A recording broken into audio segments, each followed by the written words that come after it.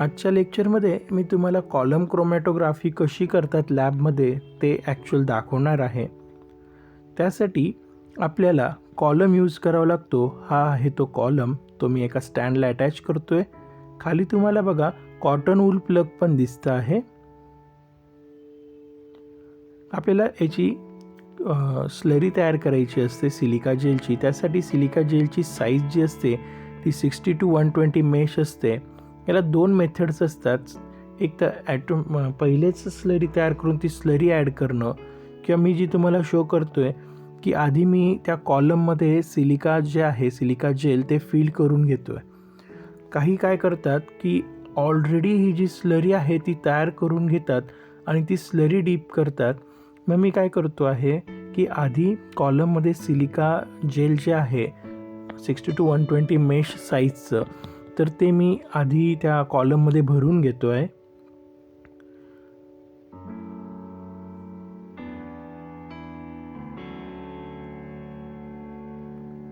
आता त्याची स्लरी तयार करण्यासाठी मी त्यामध्ये हेक्झेन ॲज अ सॉल्वंट ॲड करतो आहे. तर बघा त्याच्यामध्ये सॉल्वंट ॲड होताना आपल्याला दिसतंय.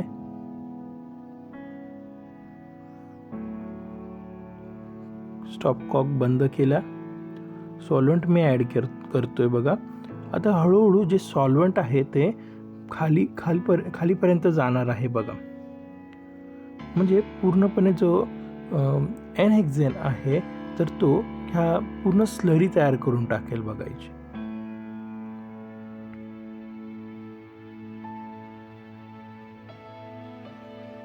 कुठेच ड्राय पॅच राहणार नाही, ही काळजी घ्यायची आहे.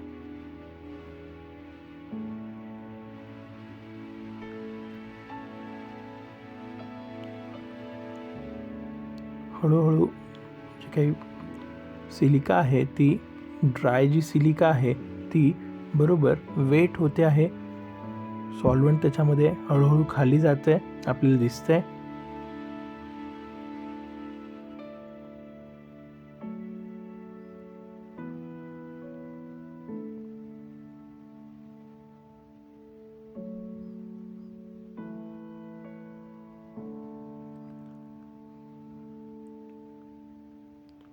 पूर्णपणे आता आपला कॉलम हा तयार होताना आपल्याला दिसतोय.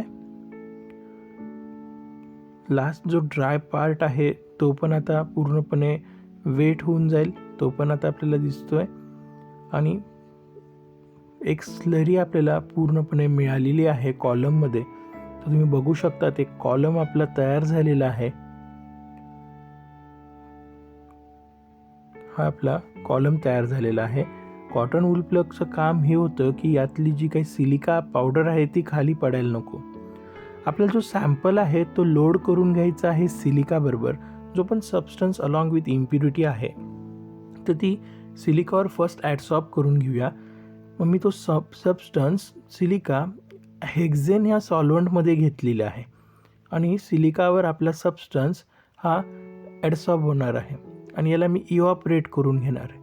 इव्हॅपोरेट केल्यानंतर मला या पद्धतीने सॅम्पल मिळेल लोडेड विथ सिलिका. याच्यात आपला सॅम्पल आहे, इम्प्युरिटी पण आहे आणि त्यानंतर विथ सिलिका पण आहे त्याच्यात. तो मी लोड करतो आहे आपल्या कॉलममध्ये बघा मी हा पूर्णपणे ॲड केलेला आहे.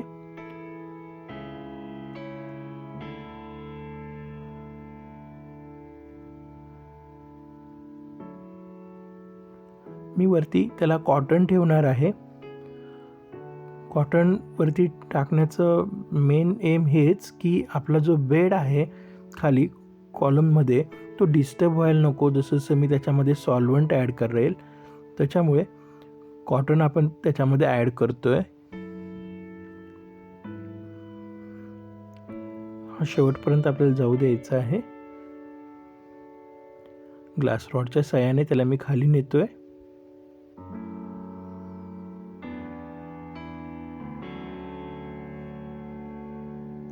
आता यामध्ये मी एन हेक्झेन घेतलंय.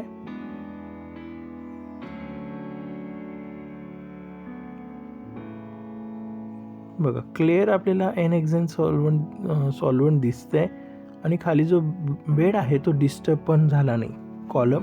त्याच्यामुळे आपण तिथे कॉटन ॲड केला. स्टॉप कॉक ऑन केलेला आहे. सॉल्वंट आता आपल्याला इथनं एक्स्ट्रॅक्ट होताना दिसतंय खाली, आणि तुम्ही बघा आपला जो सबस्टन्स आहे तो पण ॲडसॉर्ब होताना आपल्याला दिसतोय.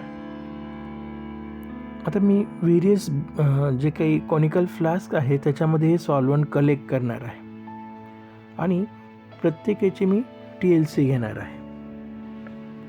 बघा मी वेगवेगळ्या कॉनिकल फ्लास्कमध्ये सॅम्पल घेतोय आणि त्याची मी साईड बाय साईड TLC पण चालू देतोय. व्हेरियस कॉनिकल फ्लास्कमध्ये आपण हे सर्व सॅम्पल घेतलेली आहे.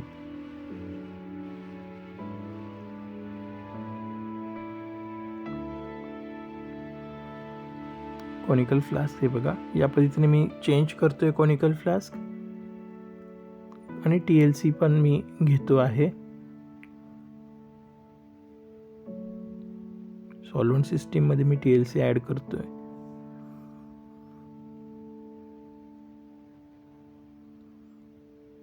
जिथे स्पॉट नाही आले ते आपलं हे N-हेक्झेन आहे ते मी ॲज इट इज इकडे काढून घेतोय. याच्यात स्पॉट नाही आले होते, एकही स्पॉट नव्हता आला, म्हणजे आपला हा प्युअर N-हेक्झेन आहे.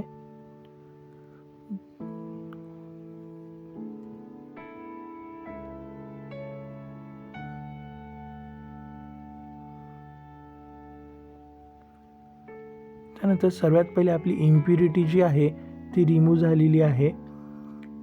हे आपल्याला कशावरून समजतं तर मी आता बघा पुन्हा एकदा TLC घेतोय. आत्ता आलेल्या सॅम्पल्समध्ये जी काही बॅच आहे सॅम्पलची त्याच्यामध्ये, आणि आपला जो मेन जो सबस्टन्स होता जो आपण प्युरिफिकेशनसाठी ॲड केला तो मेन पॉईंट ठेवून बाकीचे त्याला आपण ॲड बघूया कशा पद्धतीने आपल्याला TLC मिळणार आहे.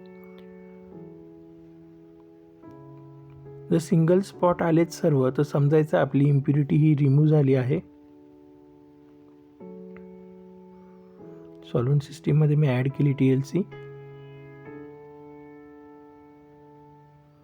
तुम्ही बघू शकता सॉल्वंट हळूहळू वरती जाताना आपल्याला दिसतोय तिथे. UV लाईटमध्ये बघा आपल्याला बाकी सर्व स्पॉट हे सिंगल मिळत आहेत. सुरुवातीला जी 2 स्पॉट दिसत होते ती वरची जी आहे ती इम्प्युरिटी होती ती इथनं रिमूव्ह झाली आहे. म्हणजे आता आपला जो काही इम्प्युरिटीचा पार्ट होता तो निघून गेला आहे. याच्यात सर्वांमध्ये आपल्याला प्युअर सॅम्पल प्रेझेंट आहे, म्हणजे आपला प्युअर कंपाऊंड याच्यामध्ये प्रेझेंट आहे. तो आता आपण एक्स्ट्रॅक्ट करूया. याच्यात आपला प्युअर सबस्टन्स आहे.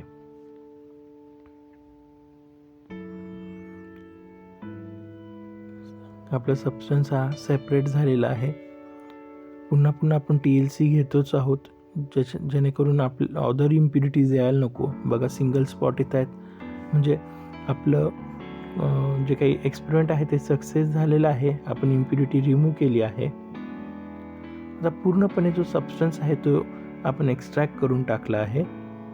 आता मी या सॉल्वंटमधून आपला मेन सबस्टन्स कसा बाहेर काढायचा ते तुम्हाला शो करतोय. आधी हे मी कलेक्ट करतोय. त्यानंतर हे रोटा इव्हॅपोरेटरसाठी वापरलं जाणारं एक फ्लास्क आहे, त्याच्यामध्ये मी हा सबस्टन्स ॲड करतोय. सॉल्वंटमध्ये आपला मेन सबस्टन्स प्रेझेंट आहे. हे रोटा इव्हॅपोरेटर आहे. इथे मी ते अटॅच करतोय. स्विच ऑन करून हे आपण हॉट जे वॉटर आहे त्याच्यात डीप करूया. हे रोटेट व्हायला लागले आहे. इथं मी टेम्परेचर मेंटेन करू शकतो आपण.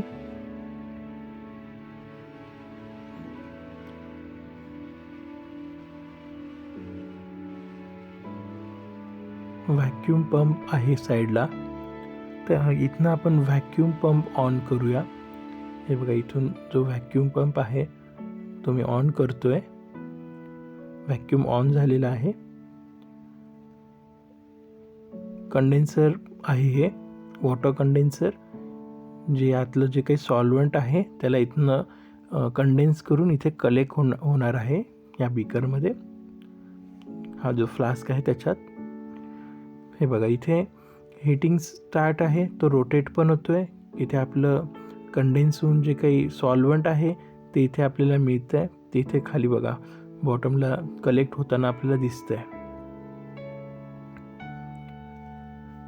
कंटिन्युअसली आपण हे चालू द्यायचं आहे. पूर्ण जो सॉल्व्हंट आहे तो इथे सेपरेट होऊन जाईल आणि जो सेकंड फ्लास्क आहे ज्याच्यात आपलं सॅम्पल आहे तो आपल्याला इथे मिळेल. रोटा इव्हॅपोरेटरचं हेच वर्क आहे की जे काय एक्सेस सॉल्व्हंट आहे ते रिकवर करणं.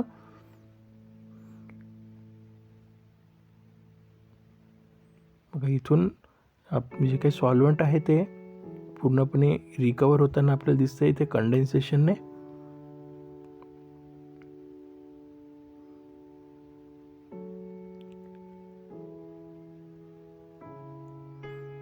बघा आपला सबस्टन्स दिसायला लागला आहे ड्राय फॉर्ममध्ये.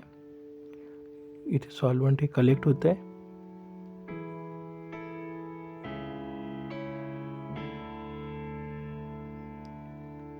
आपला सबस्टन्स आहे याच्यात.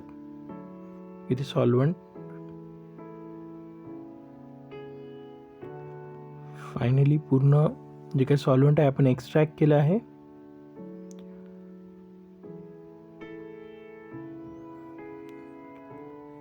हे सॉल्व्हंट आहे जे एक्स्ट्रॅक्ट केलं आपण ते मी कलेक्ट करतोय.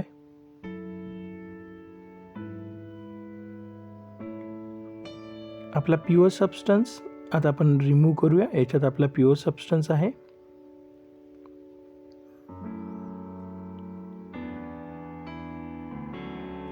तो आपण स्पॅच्युला किंवा ग्लास रॉडच्या सहाय्याने पूर्णपणे तिथनं बाहेर काढणार.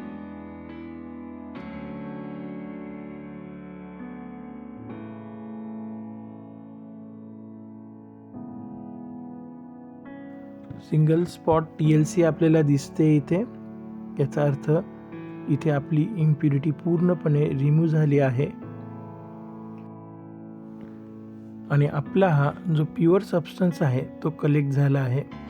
तर ह्या पद्धतीने आपण कॉलम क्रोमॅटोग्राफीचा वापर करून जो काही सॅम्पल आहे तो प्युअर करू शकतो. त्यातली जी इम्प्युरिटी आहे ती रिमूव्ह करू शकतो. व्हिडिओ कसा वाटला कमेंट बॉक्समध्ये जरूर कळवा. आपल्या व्हिडिओला लाईक करा, शेअर करा आणि सबस्क्राईब करा. Thanks for watching.